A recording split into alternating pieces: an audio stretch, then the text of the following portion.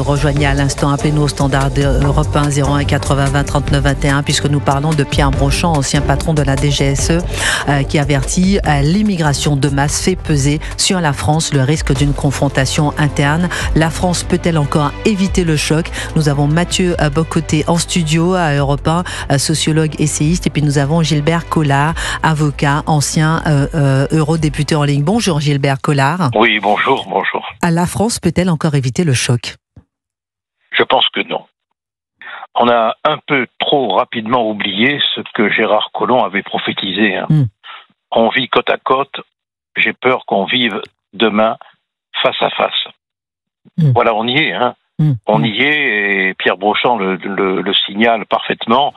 On subit une immigration de masse, dit-il, aux caractéristiques, écoutez bien, antinomiques. Qu'est-ce qui vous fait dire qu'on y est? Lorsque je lis par exemple la tribune de Pierre Brochand, je vois qu'il y a quand même des accélérateurs, des freins. Est-ce qu'il y a les accélérateurs? C'est l'immigration, c'est la démographie, mais il y a aussi des freins. Est-ce qu'il n'y a pas moyen d'activer certains freins pour pouvoir réduire ce choc peut-être inévitable?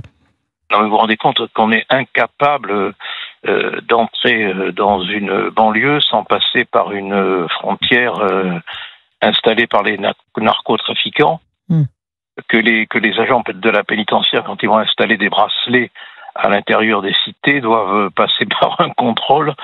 On subit le narcotrafic qui est en lien, moi j'ai pas peur de le dire, avec le terrorisme, avec l'influence des frères musulmans. On vit le terrorisme du quotidien avec des agressions dans les écoles, dans les lycées. On vit un terrorisme intellectuel qui fait que dès qu'on dit un mot pour dénoncer ce qui se passe, on est vilipendé, lapidé, poursuivi. On vit une haine de la France permanente de la part de pays étrangers. On subit un discours de revanche coloniale complètement délirant. L'école est terrorisée. La violence gratuite est partout. Les policiers bientôt n'osent plus sortir en uniforme. Et quand ils sont même en civil et qu'ils sont reconnus, ils sont massacrés, frappés. Et tout cela est entouré par une auto-justification et par une justification politique de la gauche et de l'extrême gauche. Mais c'est une question de temps. C'est une question de temps. Moi, je suis persuadé qu'on va tout droit ce face-à-face qu'annonçait Gérard Collomb. C'est ce qu'on est en train de comprendre. Entre Mathieu Bocoté, sociologue, présent dans notre studio à Europe 1, nous disait qu'il y avait ceux venus d'ailleurs et ceux d'ici. Est-ce que vous pensez qu'il n'y a pas un espoir, une espérance peut-être de rapprocher ceux venus d'ailleurs et ceux d'ici, entre ceux issus de l'immigration, avec cette acculturation qui est signée, qui est notée et soulignée dans cette tribune de Pierre Brochand, et puis ceux d'ici, je sais pas, je cherche un petite lueur d'espoir et d'espérance. Oui, je comprends que vous cherchiez la flamme d'une bougie dans la nuit. C'est normal, c'est même très très très sain.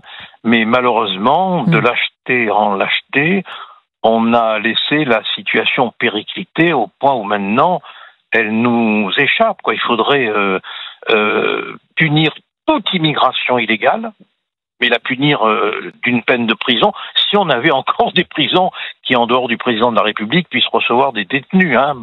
Et puis il faudrait arrêter drastiquement toute forme d'immigration pendant un certain temps, faire une pause là-dessus, de manière à pouvoir prendre en charge les immigrés qui sont là, essayer de leur apprendre nos habitudes, les assimiler.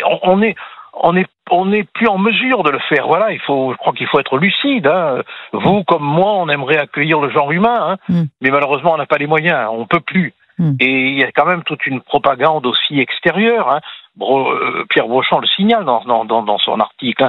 Il a peur des influences extérieures et il craint, dit-il, des confrontations internes vulnérables. Bon, ça en dit long. Et soumise, dit-il, à des ingérences extérieures.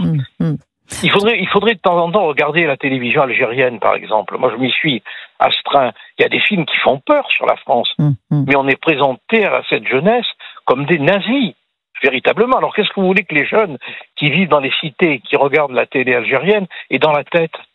Moi, j'ai vu une séquence où on voit des gendarmes tirer à bout portant dans le dos d'un vieillard algérien.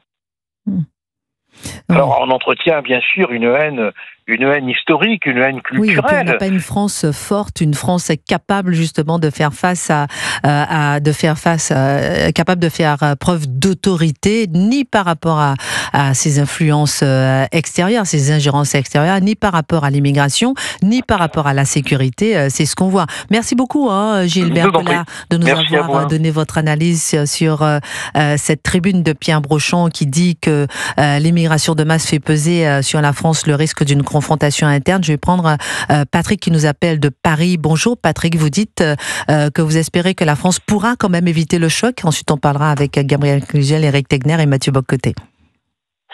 Bonjour à vous tous. Bonjour Patrick. Non, je ne crois pas du tout qu'on puisse éviter le choc. Ah oui, vous êtes aussi pessimiste. Et pourquoi, selon vous ? Je ne suis pas pessimiste, je suis réaliste.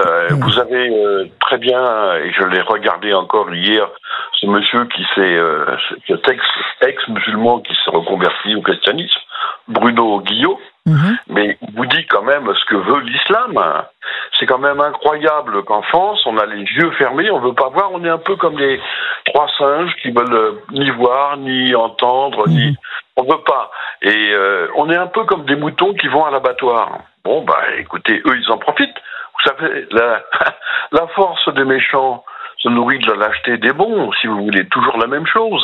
Mais moi, j'aimerais, puisque vous m'avez appelé, c'est très gentil, j'en suis... D'ailleurs, je dois saluer quand même un certain courage de M. Collard, qui, je crois, va sortir un film assez dur là-dessus. Mais enfin, puisque vous avez les politiques, des fois, on a envie de dire, il y a quelque chose qui ne va pas quand même. Il y a pratiquement 80% des Français qui voudraient arrêter l'immigration, et il ne faut pas se voiler la face. C'est l'immigration de musulmans, si vous voulez.